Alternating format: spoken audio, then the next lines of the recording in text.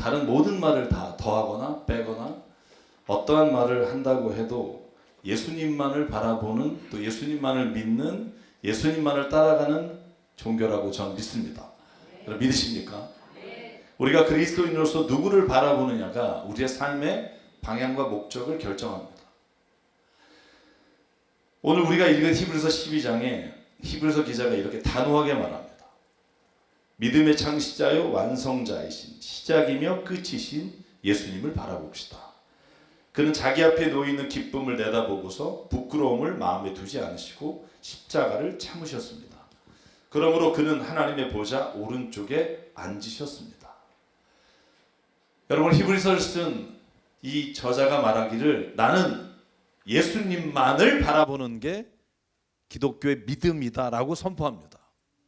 왜냐하면 그분이 믿음의 시작이며 마지막 피니시, 마지막 마침표가 예수님이십니다. 여러분 이게 우리 기독교의 고백이라고 저는 확신합니다. 여러분 여기에서 쓰인 바라보자라는 단어가 헬라어로 아포론테스라는 말입니다. 그리고 쓰인 시제가 현재 분사예요. 이걸 정확히 말하면 이런 겁니다. 지금 예수님을 집중하자가 아니라 우리가 지금부터 계속해서 예수님 한 분에게 집중하고 주목하고 바라보는 삶이 기독교 신앙이라는 거예요. 만약에 다른 것을 바라보게 되고 다른 것에 마음이 끌리고 다른 것이 우리의 중심에 서게 되면 반드시 나오는 결과가 있는데 우리가 마음에 두고 있는 그것을 위해 예수님은 수단이 될 수밖에 없다는 거예요. 예수님을 바라보는 신앙에서 조금이라도 방향을 바꾸면 우리의 삶은 언제든지 그것이 중심이 되고 예수님은 우리를 돕는 분으로 전락하게 되기 때문에 히브리서 기자는 단호하게 말합니다. 예수님만을 바라보십시오. 저는 오늘 저와 여러분에게 선포합니다. 우리의 삶에 예수님만 바라보는 은혜가 있기를 주의 이름으로 축복합니다. 다른 불순물이 들어오는 순간, 어떤 사람이 내 눈에 보이는 순간 우리의 믿음은 다른 방향으로 흘러갈 수밖에 없다는 겁니다. 사랑하는 여러분, 사실 저도 18년 전에 교회를 개척하면서 교회 개척이라는 거 제가 요즘 목사 안수 받으시는 분한테 이 교회 개척에 관한 특강을 하는 기회가 몇 번 있습니다. 가면 늘 말해요. 교회 개척할 때 두 가지를 조심하십시오. 제가 그것 때문에 흔들렸던 적이 있습니다. 하나는 돈입니다. 월세를 내야 되는 시점이 오면 돈 있는 교인이 보이기 시작합니다.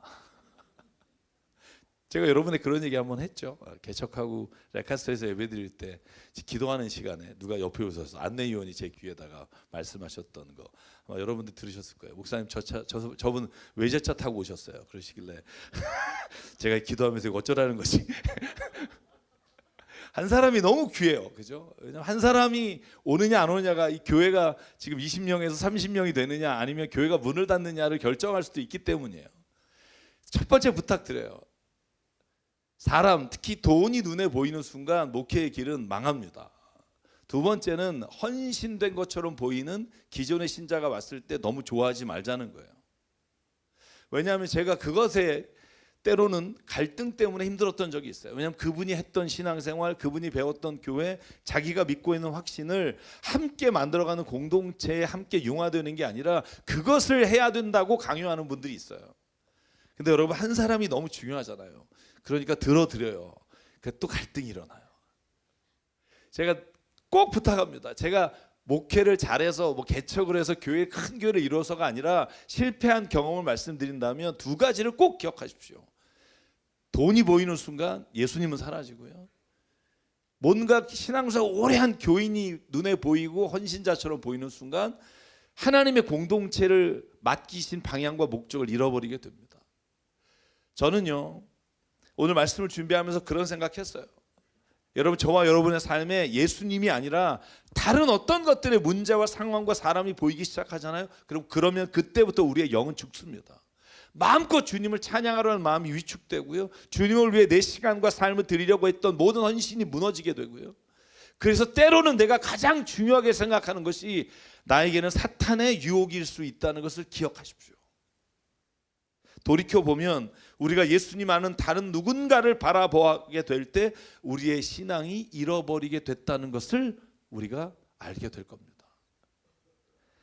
사랑하는 여러분, 우리가 부활하신 주님을 기억하면서 다시 예수님에게 우리의 초점을 두는 교회와 삶이 되기를 주의 이름으로 축복합니다. 그런데 여러분, 예수님을 바라보고 우리의 믿음의 신앙의 삶을 걸어갈 때 성경이 우리에게 또 하나를 기억하라고 말합니다. 그게 뭐냐 하면, 우리가 온전히 믿음의 시작과 끝인 예수님을 바라봤잖아요. 그러면 우리가 다른 대상을 바라보면 안 되지만 주목해야 되는 건 예수님이 어디를 바라봤느냐를 주목하는 신앙이 돼야 한다는 거예요. 쉽게 말하면 우리가 예수님을 바라봤어요. 그리고 삶의 허무함과 무의미와 죽고 싶은 모든 상황 가운데 나를 건져내신 주님이 나의 삶의 인도자가 되셨다면, 우리가 그 다음에 주목해야 될 것은 다른 어떤 것이 아니라 예수님이 바라보는 자리, 예수님이 바라보며 기뻐하며 걸어가셨던 자리가 우리의 눈에 보이기 시작해야 우리가 성숙한 신앙인으로 자라날 수 있다는 거예요. 사랑하는 여러분, 만약에 우리의 자녀들이요, 오늘 어린이 주일이에요, 성인이 된 후에도 계속 부모만 쳐다보고 있어. 야, 너 오늘 학교 가자 하더니 난 엄마 아빠 좋아요. 야, 너 결혼해야 되니 전 엄마랑 살 거예요. 뭐 여러분, 아우 뭐 이러시는 분. 여러분, 만약에 부모님만 여러분 나이가 들고 성숙했는데도 계속 바라보면 여러분 그 아이가요 얼마나 부담스럽겠어요. 그걸 보면서 너무 좋다라고 하는 부모는 이상한 부모예요. 그런 부모가 나중에 마마보이를 키워냅니다. 사랑하는 여러분, 우리가 신앙의 시작과 끝이 예수님을 바라보고 그분의 말씀이 우리의 삶을 이끌어 간다면 우리의 삶에서 한 가지 꼭 기억해야 되는 것, 예수님이 어디를 보셨고 예수님이 누구와 함께 하셨고 예수님이 어떤 사람에게 손을 내밀었는지를 볼 수 있는 눈이 열리기를 주의 이름으로 축복합니다. 사랑하는 여러분, 매일 기도원에 올라가서 성령 체험하고 매일 은혜를 받는 분이 있어요. 그리고 또 어느 기도원에 갈까 다음날 스케줄을 보시는 분이 있어요. 좋죠. 은혜 받고 예수님을 체험하고 성령 가운데 거하는 거. 그런데 만약에 이 땅에서 하나님이 맡기신 일에 대해서 내가 정말로 핍박을 당하더라도 십자가의 길을 걸어가더라도 예수님이 이걸 하셨으니까 나도 그 길을 걸어가야지라고 주님이 주신 사명이 있음에도 불구하고 매일 은혜 받는 자리, 매일 기도하는 자리에 가는 것이 신앙생활에 달하면 그 사람은 문제가 있는 거예요. 기도하는 게 잘못됐다는 게 아니라 예수님을 만나고 체험했다면 예수님이 바라보는 자리를 주목할 수 있는 사람이 될 때 우리의 신앙이 어린아이에서 자라난 성숙한 신앙인으로 되어갈 수 있습니다. 여러분, 예수님 충격적인 얘기 하신 거 아세요? 마태복음 7장. 저는 이 본문은요 아직도 신학자들 가운데도 우리가 해결을 못해요. 이 본문이 구원을 어떻게 받는지에 대한 영원한 숙제로 남는 본문이에요. 그런 어렴풋이 이해할 수 있는 건 뭐냐면 마태복음 7장, 나더러 주여 주여 하는 자마다, 주님 주님 하는 자마다 하늘나라에 들어가는 게 아니다. 도대체 뭘 불러야 되는 거예요? 하늘에 계신 내 아버지의 뜻을 행하는 사람이어야 들어갈 수 있다. 너무나 많은 논쟁거리. 왜 믿음으로 가는데, 믿음으로 간다고 분명히 성경은 말하는데, 로마서 10장 10절, 여러분 사람이 마음으로 믿어 의에 이르고 입으로 시인하여 구원을 얻는다. 여러분, 여기에는요 행함이란 단어가 들어갈 자리가 없는데도 불구하고 예수님이 뭐라고 말하냐면, 나보러 주님 주님 주님 아는 자가 하늘나라 가는 게 아니라 하나님의 말씀대로 뜻대로 행하는 자가 천국에 간다. 그런데 더 심한 건 이 사람들이 놀고 먹던 사람이 아니라는 거예요. 여러분, 다음 구절에 보면 22절, 그 사람들이 말합니다. 주님의 이름으로 예언하고 주님의 이름으로 귀신도 쫓고 주님의 이름으로 기적을 행했습니다. 여러분, 그러면 예수님이 기뻐할 줄 알았어요. 왜? 예수님 이름으로 귀신도 쫓고 기적도 행했는데, 예언을 했는데, 예수님, 야, 내 몰랐네, 미안하다, 몰라봐서. 야, 너 그랬구나. 그럼 얘기를 하지. 이러질 않고요. 예수님이 이렇게 말합니다. 그때 내가 그들에게 분명히 말할 것이다. 나는 너희를 도무지 알지 못한다. 불법을 행하는 자들아, 내게서 물러가라. 여러분, 이 본문을 시원하게 해석한 아직 신학자가 없어요. 도대체 이 말이 뭘 말하는 걸까? 주님으로 예언하고 치유하는 것, 여러분 이게 좋은 일이잖아요. 불법을 행하는 자라 물러가라라고 예수님 말씀하시고, 그 다음에 24절만 같이 읽을게요. 시작. 그러므로 내 말을 듣고 그대로 행하는 사람은 반석 위에다 자기 집을 지은 슬기로운 사람과 같다고 할 것이다. 아멘. 여러분, 예수님은요 자기를 바라보며 주여 주여 외칠 뿐만 아니라 예수님의 이름으로 기적과 모든 예언을 행하는 사람들을 불법을 행하는 자라고 말씀하시고, 하나님의 뜻을 행하는 자라야 하나님 나라에 들어갈 수 있다고 말합니다. 여러분, 저는 이 본문을 정확하게 해석하려고 하는 게 아니라 예수님이 어렴풋이 이 본문을 통해서 말씀하려고 하는 것이 무엇인지를 나누려고 해요. 예수님을 믿는다라고, 주님 내가 주님의 성령으로 말미암아 살아간다고 말할지라도 내 삶에 오늘 우리가 예수님을 바라보고 예수님이 바라보는 곳을 함께 바라볼 수 없다면, 그래서 그 자리에 내 손과 발이 주님의 역사와 일을 행하지 않는다면 하나님은 우리를 모른다고 말할 수도 있다는 걸 기억하자는 거예요. 성경을 보십시오. 예수님의 제자들이요 예수님을 믿고 구원받았어요. 그래서 예수님하고 같이 있고 싶었어요. 여러분, 이게 잘못된 건 아니잖아요. 좋아하면 같이 있고 싶어 하잖아요. 여러분, 그런데 예수님은 거절하세요.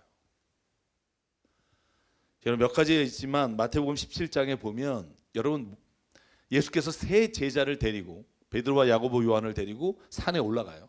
산에 올라갔는데 거기에 엘리야하고 모세가 내려왔는데 하얀 옷을 입고 예수님과 세 사람이 얘기를 해요. 빛이 나고 황홀해요. 여러분, 그러자 베드로가 뭐라 그래요? 이렇게 말합니다. 4절. 선생님, 우리가 여기에 있는 것이 좋습니다. 원하시면 제가 여기에다가 초막셋을 지어서 하나는 선생님을, 하나는 모세를, 하나는 엘리야를 모시도록 하겠습니다. 여러분, 이러고 싶을 때 있지 않아요? 예배드리다 너무 좋을 때? 전혀 없어요. 교회 있고 싶다, 막 나가고 싶지 않다. 문제가 심각한 교회네요. 그럴 때 있잖아요. 교회 있고 싶다. 세상에 나가면 내가 해야 될 게 복잡하다, 그죠? 근데 여러분, 이 질문이잖아요. 베드로가 예수께 물은 거잖아요. 아무 대답이 없어요.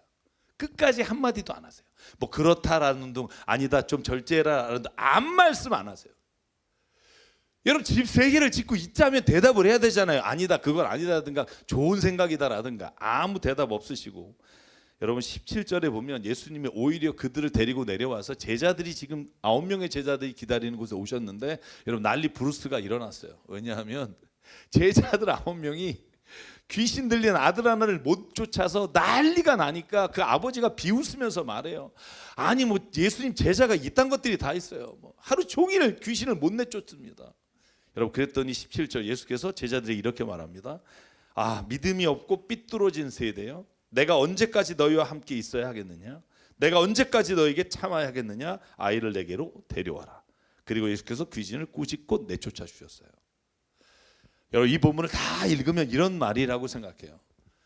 베드로와 야고보와 요한, 특히 베드로는 예수님과 함께 있기를 원했어요. 성령 안에 거하고 예수님과 동행하고 예수님 바라보고 그분과 함께 영원히 살기 원했지만, 예수님이 원하시는 게 뭐였냐면, 네가 나를 믿느냐? 네가 나를 따라가기 원하느냐? 그렇다면 지금 귀신 들려 죽음의 직전 가운데 삶의 의미를 잃어버린 자에게 찾아가서 그들을 돕는 것이 진짜 나와 함께하는 삶이다. 만약에 그 일을 행하지 않으면 도무지 믿음이 없고 삐뚤어진 세대라고 예수께서 말씀하십니다. 산 여러분, 묻고 싶어요. 여러분은 예수님을 믿고 예수님을 따라가며 삶에서 예수님이 원하시는 일을 하고 있는 게 몇 가지가 있나요?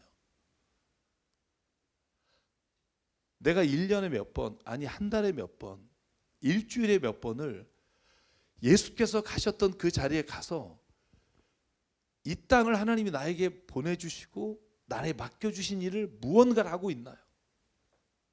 그게 없는데도 아무렇지도 않다면 그건 우리가 계속 예수님, 주님을 부르며 여기서 예배를 드리지만 결코 예수님이 바라보시는 자리는 보고 싶지 않고 가고 싶지 않은 신앙으로 머물러 있게 된다는 거예요. 여러분, 저와 여러분이 언제까지 만나서 언제까지 주님 앞에 찬양해야 될지 모르지만 우리가 각자 있는 삶에서 예수님하고 동행하는 은혜가 있기를 주의 이름으로 축원합니다. 함께 예배하고 함께 주님을 믿고 찬양했다면 그분이 정말 눈물겹게 원하시고 그분이 목숨을 바쳤던 자리가 우리의 삶의 자리와 신앙의 고백의 자리가 되어야 하지 않겠어요? 다만 우리의 시선을 예수님께만 초점을 두고 세상에서 하나님이 원하시는 일을 바라보지 못한다면 예수님은 오늘도 안타까워하며 우리에게 믿음이 없는 자들이라고 말씀하실 겁니다. 그러므로 사랑하는 여러분, 예수님은 오늘도 우리에게 이렇게 말씀하신다고 저는 믿습니다. 너의 삶의 자리에서 예수님이 바라보는 것을 함께 바라보고 그것을 위해 우리의 가진 모든 재능과 모든 능력과 모든 달란트와 모든 물질을 하나님을 위해 드리기를 주께서 원하십니다. 이 둘은 떨어질 수 없으며 함께 가야 하는 길입니다. 아무리 힘들어도 예수님이 바라보시는 그곳 함께 가기를 주의 이름으로 축원합니다. 그래서 여러분, 사도 바울이 에베소서 4장 이렇게 말합니다. 그것은 성도들을 준비시켜서 봉사의 일을 하게 하고 그리스도의 몸을 세우게 하려고 하는 것입니다. 그리하여 우리 모두가 하나님의 아들을 믿는 일과 아는 일과 하나가 되고 온전한 사람이 되어서 그리스도의 충만함의 경지에까지 다다르게 됩니다. 쉽게 말하면 우리가 하나님의 아들 예수님을 믿고 그리고 그분의 하는 일에 온전히 하나가 되었다면, 그리스도의 충만함에 이르렀다면 무엇을 해야 하냐면 봉사하며 그리스도의 몸을 세우는 일에 우리의 삶을 드려야 합니다. 제가 우리 선교부를 맡고 계신 장로님, 집사님에게 자주 혼나는 게 있어요. 목사님, 우리 교회가 정말 그렇게 어렵고 힘든 교회를 돕는다고 말을 하는데 지난 몇 년 동안 교회가 늘어나지도 않았고 직접 가서 봉사하지도 않고 단 몇 분만이 은혜 받으셔서 매주 한 달에 한 번 가셔서 봉사하시는 분을 몰래 하는 게 돼버린 이 모습을 어떻게 생각하시냐고. 저도 참 참담하게 생각합니다. 코로나를 핑계 대지만 저는 저희 교회가 만약에 정말 믿음으로 예수님 바라봤다면 예수님이 바라보시는 그 자리에 우리가 함께 가서 협력하는 은혜가 있기를 바라요. 그것이 교회고요. 우리가 모인 이유라고 저는 믿습니다. 여러분, 예수님 자신이 세상에 오신 목적을 이렇게 설명해요. 누가복음 4장, 이걸 예수님의 사명 선언문이라고 말합니다. 주님의 영이 내게 내리셨다. 예수님이 하신 말씀이에요. 주님께서 내게 기름을 부으셔서, 이건 성령이시죠, 가난한 사람에게 기쁜 소식을 전하게 하고, 주님께서 나를 보내셔서 포로된 사람에게 해방을 선포하고, 눈먼 사람들에게 눈을 뜨게 하고, 억눌린 사람을 풀어주고 주님의 은혜를 선포하게 하셨다. 이게 구약의 말씀을 예수께서 읽으시면서 자기의 선언문을 발표하신 거예요. 그럼 예수님이 어디를 바라봤느냐를 알아야겠죠. 그래야 우리도 거기를 바라보겠죠. 여러분, 성경을 읽어보시면 예수님이 바라보신 곳은 딱 정해져 있어요. 오늘 예수님이 하신 말씀이에요. 가난한 자에게 기쁜 소식을 전하고, 포로된 자를 해방하고, 눈먼 자를 눈뜨게 하고, 억눌린 사람을 풀어준다. 단지 육체적인 것만이 아니라 세상 가운데 억눌린 사람을 풀어주기 위해 주님이 오셨다는 거예요.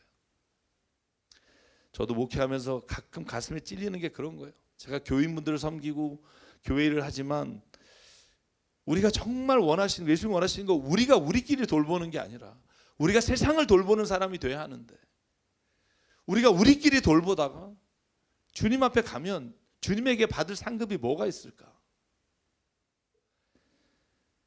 쉽게 말해서 예수님이 세상에 계실 때 그분의 삶을 한번 보자고요. 예수님이 대제사장과 권위 있는 자와 명예 있는 자와 로마의 백부장과 어울려서 같이 지내셨나요?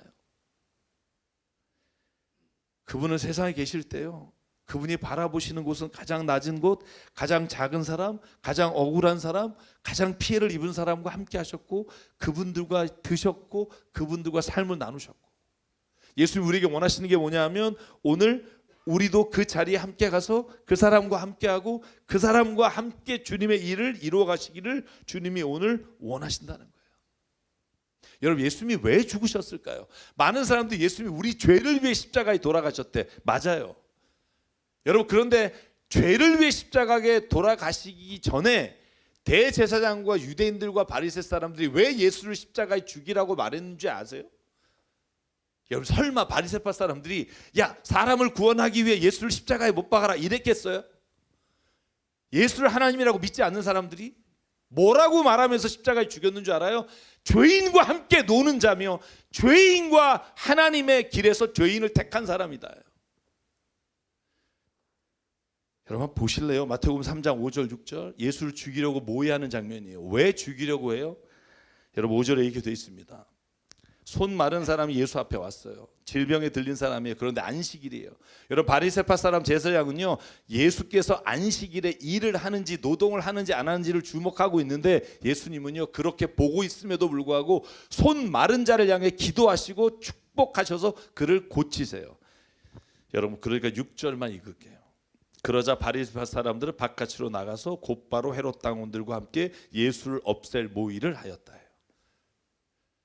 여러분요, 대제사장들이 예수님이 우리를 구원하라고 십자가에 죽인 게 아니라 예수께서 안식일을 지키지 않으면서까지 질병에 들린 자, 병든 자와 함께 하셨기 때문에 죽이려고 한 거예요. 쉽게 말하면 예수님이 약한 자와 억눌린 자와 핍박받는 자를 위해 사신 것 때문에 죽인 거예요. 마태복음 9장 세리와 창녀들과 식사하는 걸 보고 비난하고 정죄하시고, 요한복음 11장 죽은 나사로를 살리셨다는 이유로 심지어 예수를 잡아 죽이기를 모의하기 시작해요. 산 여러분, 우리가 세상에서 예수님이 바라보신 곳을 바라보고 살아가기로 작정할 때 우리도 피할 수 없는 핍박과 어려움을 당할 때가 있어요. 그러나 산 여러분, 세상의 그 핍박과 억울함이 아니라 예수님이 그 길을 가셨다면 함께 걸어가기를 주의 이름으로 축원합니다. 교회 재정이 왜 늘었으면 좋겠는지, 교회가 왜 성도들이 그래도 많이 오셨으면 좋겠는지, 저는 목적은 분명해야 돼요. 우리가 세상 가운데 하나님의 일을 하기 위해서지. 우리 교회가 얼마나 모이냐는 하나님의 관심거리가 아니에요. 몇 명이 모였더라도 하나님의 일을 하고 있느냐 안 하느냐가 교회가 교회다운지 아닌지의 증거라고 생각해요. 사랑 여러분, 우리의 믿음의 시작이요 끝이신 예수님을 바라봅시다. 그리고 우리의 삶에서 예수님이 바라보신 자리를 주셨다면, 하나님 이 자리는 나에게 주신 자리입니다 하며 그 길을 주의 마음으로 뜻으로 가기를 주의 이름으로 축원합니다. 그러면 히브리서 12장 3절 이해 갈 거예요. 자기에 대한 죄인들의 이러한 반항을 참아내신 분을 생각하십시오. 그리하면 여러분은 낙심하여 지치는 일이 없을 것입니다. 아멘. 그 길을 걸어갈 때 분명히 저항이 있을 거예요. 교회 안에서도 어떤 일을 하자고 하면 저항이 있어요. 왜? 모든 사람이 신앙이 같지 않으니까. 그러나 우리가 가야 될 방향은 명확해요. 예수님이 바라보신 곳이고, 그 일을 하지 않으면 교회의 존재 목적이 없고, 우리가 그 길을 위해 하나님 부르셨습니다.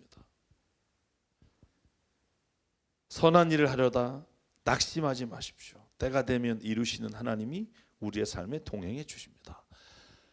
오늘 하나님 말씀을 정리할게요. 여러분, 신앙에 불순물이 끼지 않길 원합니다. 예수님만 바라보기 원합니다. 사람이 보이지 않길 원합니다. 오직 주님이 맡기신, 주님이 바라보시는 그 자그마한 일, 세상에 어렵고 힘들고 하나님의 창조하심을 저주하며 살아가는 사람에게 예수님을 전하는 일, 그들의 삶의 손과 발이 되어주는 일, 세상에 어떤 상황이 닥쳐도 어떤 이익을 얻게 돼도 예수님을 부인하지 않는 삶, 그 삶을 저와 여러분을 통해 주님이 이루어 가시길 주의 이름으로 축원합니다. 그래서 이 찬양을 함께 부르려고 합니다. 우리가 잘 아는 찬양인데요, 하나님 아버지의 마음입니다. 아버지, 당신의 마음이 있는 곳에 나의 마음이 있기를 원합니다. 아버지, 당신의 눈물이 고인 곳에 나의 눈물이 고이길 원합니다. 아버지, 당신이 바라보는 영혼에게 나의 두 눈이 향하기를 원합니다. 아버지, 당신이 울고 있는 그 어두운 땅에 나의 두 발이 향하기를 원합니다. 나의 마음이 아버지의 마음을 닮아서 내 모든 뜻이 아버지의 뜻이 되기를 원합니다. 나의 몸이 아버지의 마음을 닮아 내 모든 삶이 당신의 삶이 되길 원합니다. 저와 여러분에게 이 고백이 오늘 우리의 신앙 고백이 되기를 주의 이름으로 축원합니다. 함께 찬양하겠습니다.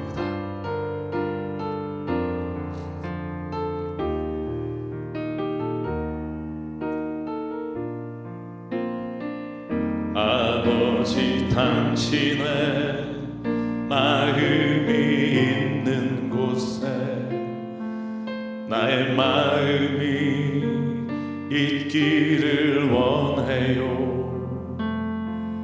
아버지, 당신의 눈물이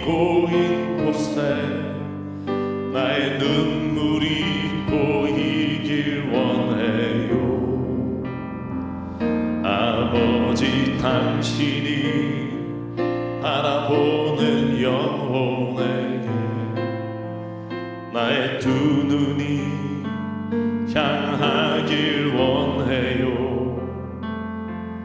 아버지 당신이 울고 있는 어두운 땅에 나의 두 발이 향하길 원해요.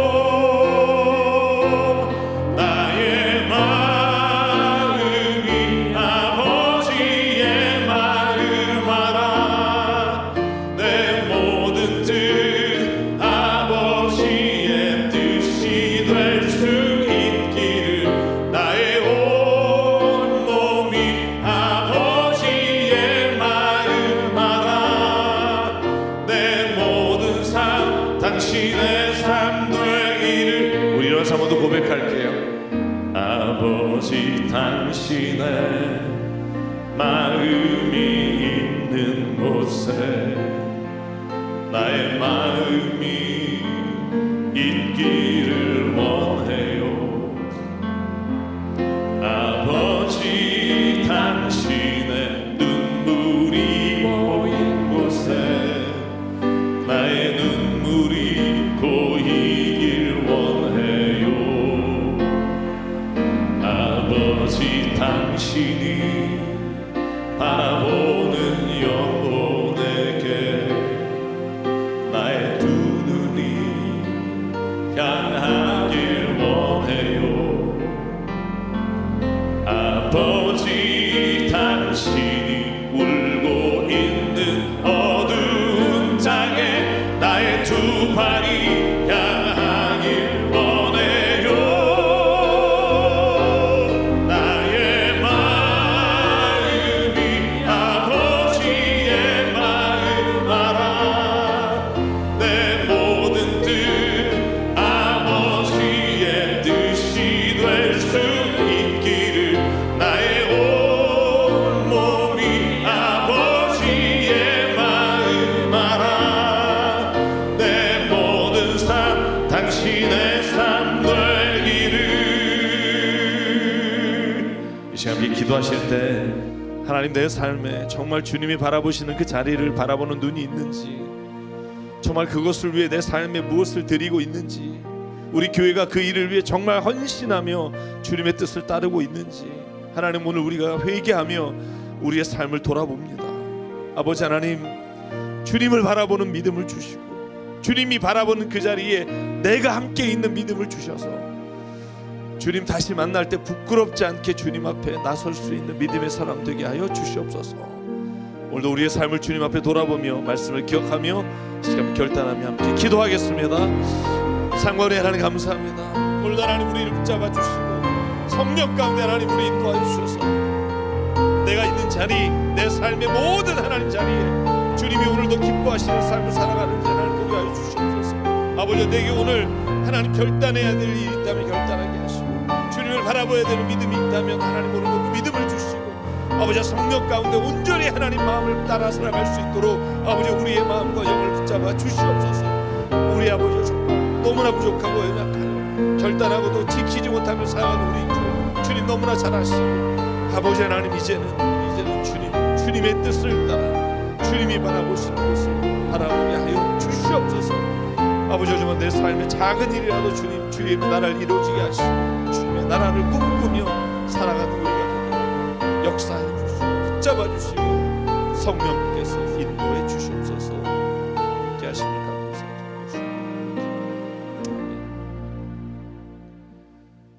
상의 하나님, 우리가 예수님을 믿는다고 하지만 정말 예수님이 우리의 삶의 목적이며 방향인가를 다시 한번 돌아보게 하여 주시옵소서. 우리가 무엇으로 인해 다시 생명을 얻었는지를 알게 하시고 무엇으로 인해 의미 없고 가치 없는 땅에 다시 의미와 가치를 두고 살아갈 이유를 주셨는지를 깨닫게 하셔서 하나님 이제는 주님 놓치지 않고 주님이 바라보시는 그 자리에 우리가 가 있게 도와주시고 우리의 고집과 우리가 누리고 있는 것들이 아니라 주님을 위해 어떻게 나의 삶과 시간을 들여야 하는지를 보게 하여 주시옵소서. 하나님 부족합니다. 조금만 어려움과 고난이 오거나 내 인생에 힘든 일이 닥칠 거라고 여겨지면 언제든지 포기할 수 있는 믿음이 아니라 어떠한 일에도 하나님 포기하지 않는 믿음을 주셔서 주의 나라와 뜻 우리의 삶 가운데 이루어 주시옵소서. 우리에게 주신 생명과 시간과 달란트와 모든 물질이 주님이 주신 것을 인정하며 주님 앞에 예물을 드립니다. 예물이 쓰이는 곳마다 하나님의 나라와 뜻 이루어지게 하여 주시옵소서. 이제는 우리 주 예수 그리스도의 은혜와 하나님 아버지의 무한하신 사랑과 성령님의 감동, 감화, 충만, 교통, 위로하심이 오늘 이 시간 예수님을 바라보며 예수님이 눈물을 흘리며 바라보신 그 자리에 함께 가기를 소망하며 삶의 자리로 돌아가는 여긴 한 분 한 분 머리 위에 그 가정과 일터 위에 주님 세우신 교회 위에 지금부터 영원토록 함께 하시기를 간절히 축원하옵나이다. 아멘.